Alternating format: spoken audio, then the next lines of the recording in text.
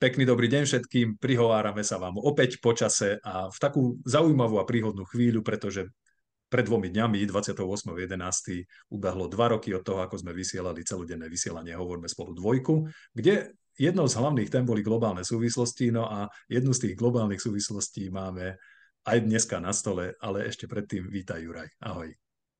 Ďakujem pekne, pozdravujem všetkých. Takže o čom sa ideme dneska baviť, alebo čo chceme povedať ľuďom? Skúsme tak ľudsky a prosto, aby sme vniesli do toho nejaký vhľad. Tak jedna z aktuálnych tém, ktorá našťastie už sa o nej hovorí celkom aktívne aj na sociálnych sieťach, aj kade-tade, sú veci spojené so Svetovou zdravotnou organizáciou alias VHO. A keďže je tam veľa rôznych informácií, ktoré sú často protichodné alebo možno nie úplné, tak my sme si spravili tiež takú našu domácu úlohu a prezreli sme si to, čo je dostupné a tu sú naše výstupy s tým spojené. Áno. Môžeš to prezentovať. A k tomuto videu, ktoré natáčame, dáme odkaz na článok na náš portál Znovu spolu, aby ste si tam mohli pozrieť všetko s tým súvisiace. A naopak do toho článku, ktorý som medzi tým dal zdieľať, dáme toto video ako taký doplnok. No a teraz o čo ide? Tak neviem, či viete, ale sú dve veci. Je pandemická zmluva, nová pandemická zmluva sa chystá. A takisto sú doplnky k medzinárodným zdravotným predpisom, ktoré sa po anglicky volajú IHR 2005. To sú tie medzinárodné zdravotné predpisy, na základe ktorých bola vyhlásená aj predchádzajúca pandémia. Ono to v skratke alebo v grafe, ktorý je súčasťou článku alebo v takej vizuálnej podobe vyzerá takto. Čiže medzinárodné zdravotné predpisy International Health Regulations majú od mája 2022 prvé doplnky, ktoré vstúpia v platnosť zajtra. Keď ste sa o tom nedozvedeli, otázka je prečo. Naši politici nám mali dať vedieť, pretože tieto doplnky vstúpia v platnosť tzv. Tichým súhlasom štátov a do dnešného dňa, v podstate do 1. decembra, mala Slovenská republika 18 mesiacov, aby sa k takýmto doplnkom a pozmenujúcim návrhom vyjadrila. Po 1.12.2023 budeme mať už len 10 mesiacov, pretože sme sa do 1.12. neozvali. O čo sa jedná? Sú tu doplnky, ktoré prechádzajú, sú pripravované, ďalšie doplnky sa pripravujú, ich viac ako 300, aby boli predložené v máji 2024 na stôl Svetovému zdravotníckemu zhromaždeniu, kde to členské štáty stačí, keď to schvália jednoduchou väčšinou a potom oni bez toho, aby sme v parlamente, alebo teda u nás na Slovensku o tom diskutovali, vstúpia v platnosť po 10 mesiacoch, keďže, ako sme hovorili, tá skrátená lehota vstupuje v platnosť zajtra. To je jedna vec. Ak je k tomu nejaká otázka, povedz Juraj, lebo snažím sa pomaly a nejak tak ľudovo. Len keď to zhrniem, v podstate od 1.12. sa udeje to, že lehoty, ktoré mali jednotlivé členské štáty na to, aby pripomienkovali alebo sa vyjadrovali k tomu, čo tam máme na začiatku. Vo vzťahu k IHR alebo medzinárodným zdravotným predpisom. Tak sa výrazne skrátia dramaticky z 18 mesiacov na 10 mesiacov v podstate, že? Na odmietnutie a z 24 mesiacov na 12 mesiacov na to, aby vstúpili v platnosť, ale o tom článku píšeme. Druhá vec, ktorá paralelne s týmto beží od mája 2022, je nová pandemická zmluva, kde sa pripravuje jej koncept. A my sa v tomto momente nachádzame v štádiu pri obidvoch veciach, že už sú tie koncepty takmer sfinalizované, ako pandemickej zmluvy, tak aj doplnkov a pozmenujúcich návrhov k medzinárodným zdravotným predpisom. A tie budú opäť predložené aj pandemická zmluva na 77. svetovom zasadnutí, teda na 77. svetovom zdravotníckom združení v máji 2024. A na to, aby pandemická zmluva bola prijatá, bude treba 2/3 väčšinovú, teda 2/3 väčšinu na to, aby to prešlo. A potom budú mať štáty určitý čas, ako tu vidíte na schéme, na to, aby to ratifikovali. Tam už bude vstupovať tam to bude musieť schváliť už aj potom parlament u nás na Slovensku. Neviem, či je to jasné. Áno, je. V podstate toto vyzerá relatívne sľubne, že by sa malo dať s tým niečo robiť a že by sme vedeli na to reagovať. Ja tam vidím 3 problémy. Ten prvý je ten, že sa o tomto vôbec na našej vládnej úrovni nehovorilo doteraz a aj teraz už prvé zmienky, čo sú, tak sú v podstate zavádzajúce, čiže veľmi otázne, ako to dopadne. Je tam riziko toho, že možno keď príde zase nejaká mimoriadna situácia, ktorú VHO vyhlási, tak tieto veci neplatia a možno tam dojde k nejakému inému mechanizmu, čím sa urýchlia vôbec sa to bude prezentovať, že je to nevyhnutné, aby sa to tak udialo a tým pádom možno sa ratifikujú nejaké veci v inom režime, ako je štandardný. No a tretia vec je, že vôbec netušíme, kto nás pri týchto rokovaniach zastupuje, pretože ako sme si dohľadali v tých materiáloch, tak práve v tom máji 2022, tuším, tak tam bol za Slovensko zastúpená, bola tam delegácia na čele s tedajším ministrom Lengvarským, bol tam pán Šuvada, ktorý je styčným dôstojníkom Slovenska z VHO. Čiže o tom vôbec nikto nevie a aj keď sa na to po niektorí dotazovali, tak sa všetci tvária, že ako keby niečo také ako ani neexistovalo. A dokonca sú zmienky sú tam prípravné komisie, tuším, ty to vieš lepšie opísať, ktoré pripravujú tieto návrhy zmien a vždy je tam to spomínané tak, že sú tam zástupcovia členských štátov. Čiže vôbec netušíme, kto zo Slovenska tam nás nejak zastupuje v tomto konaní a to nevieš ti nič dobré, samozrejme. Ale vieme jednu vec. Ako medzinárodné zdravotné predpisy, tak aj novú pandemickú zmluvu a teda to, že sa bude tvoriť nová pandemická zmluva, to, že sa budú robiť doplnky k medzinárodným zdravotným predpisom, to bolo prijaté na 76. alebo teda 5. svetovom zdravotníckom zhromaždení v máji 2024 a tam samozrejme za vládu Slovenskej republiky 2022, pardon. A tam samozrejme boli za našu republiku, sa tam toho zúčastňujú minister zdravotníctva a celá delegácia, čiže nie je pravda, že vláda o týchto veciach vie.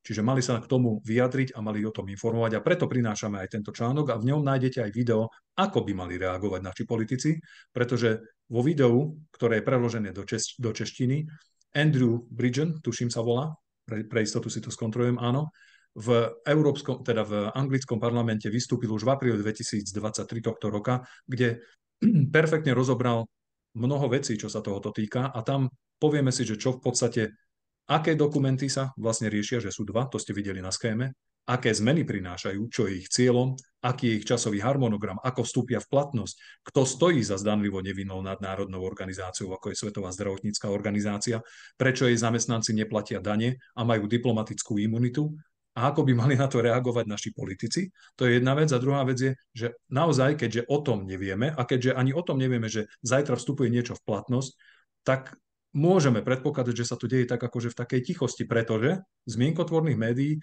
o takejto veľkej zmluve, ktorá má dávať právomoci, a to len aby sme si pripomínali ešte v tomto videu, keď už to hovoríme, generálnemu riaditeľovi Svetovej zdravotníckej organizácie a samotnej Svetovej zdravotníckej organizácii právomoci také, ktoré budú nad právomocami a ústavou členských štátov a ktoré budú môcť, alebo kde on bude môcť vyhlásiť ohrozenie zdravia alebo pandémiu nielen vo vzťahu k zdraviu ľudí, ale aj zvierat, rastlinnej ríše, vo vzťahu ku klimatickým zmenám, pretože prinášajú nový koncept tzv. One Health alebo jedno zdravie. A to sú už veľmi závažné témy, o ktorých by sme určite mali diskutovať a preto na to aj my upozorňujeme v dnešnom videu. Nebudeme sa už tomu kúpať, ako sa hovorí.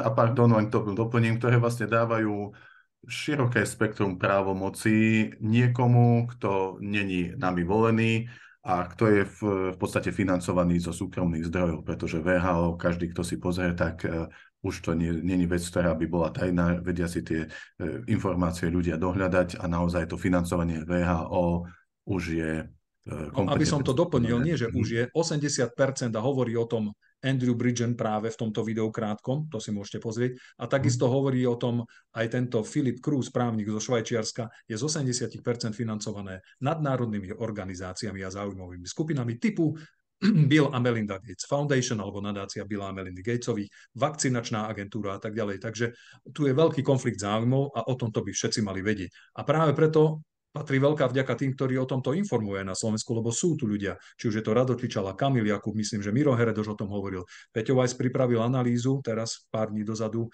ohľadom tohto tiež právnu.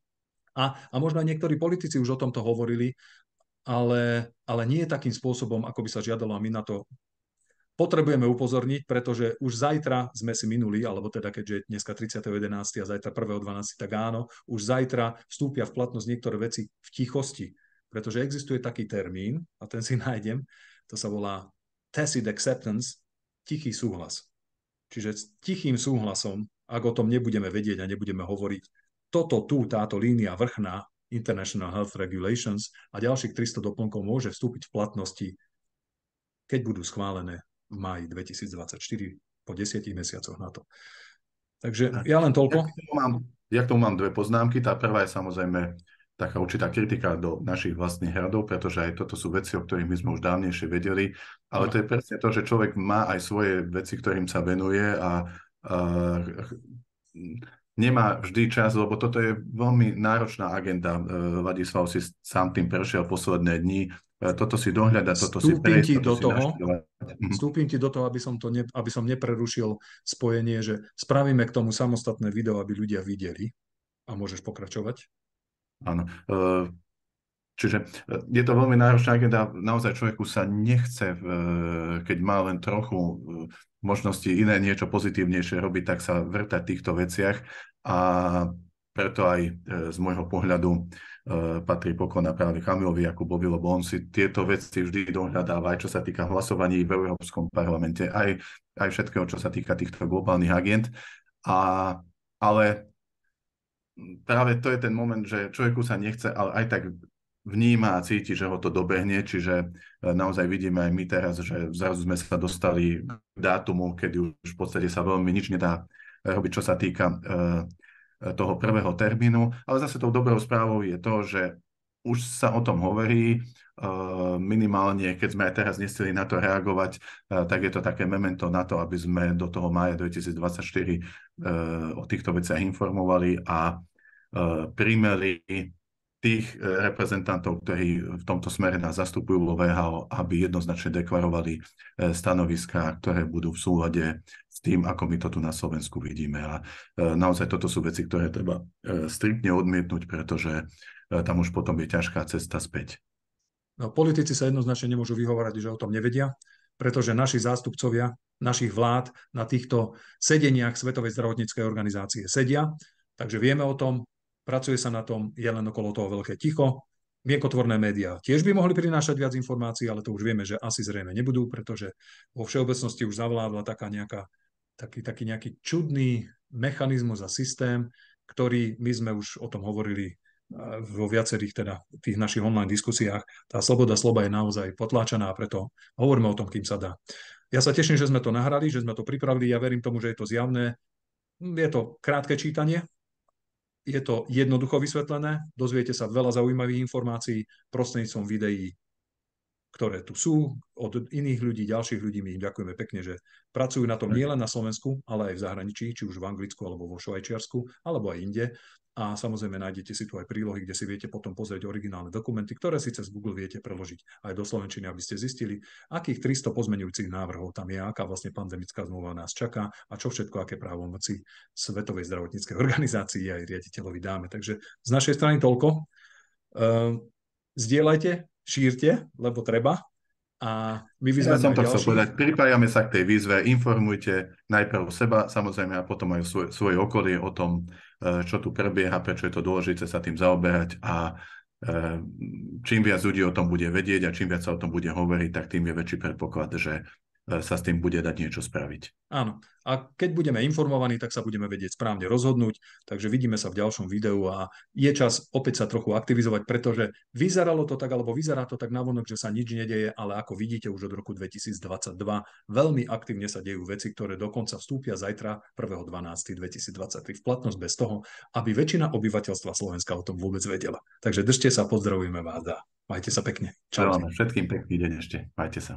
Čaute.